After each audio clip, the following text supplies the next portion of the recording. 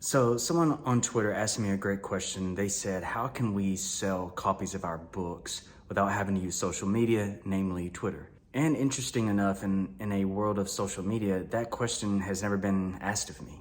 In 2003, I released my very first book. Let me tell you how elementary the book was. It didn't even have a USBN number on the back of the book. It didn't have a barcode. So there's really no way to track it. And the reason why I didn't get one is because back then they sold them individually and they were $200 to $300, and I just didn't want to spend that kind of money on it. But I was 23 years old in 2003, and I'd written a self-improvement book for teenagers. Facebook didn't come out until 2005, and I was a grad student, and you had to have a college email address in order to use it. Twitter had been out, but it wasn't being utilized that much, especially not like it is today. Influencers would say things like, hey, I'm gonna go grab lunch at so-and-so's, and that was about as deep as it got. But I sold 2,000 copies of my book within 5 years. Now, you might be thinking that's not that impressive, but you don't understand the numbers of a self-published book. Even today, if you sell 500 copies of your self-published book, it's considered average.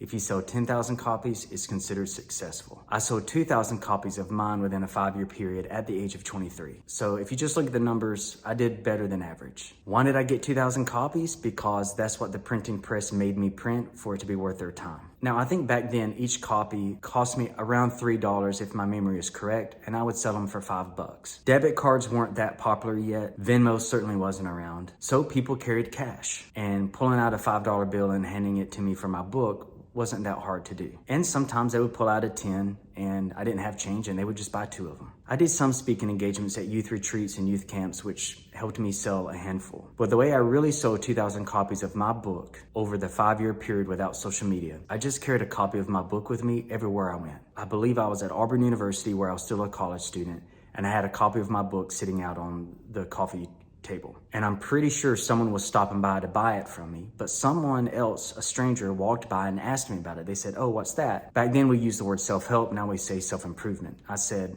it's a self-help book for teenagers. And they go, oh, I can get that for my nephew. Is it good?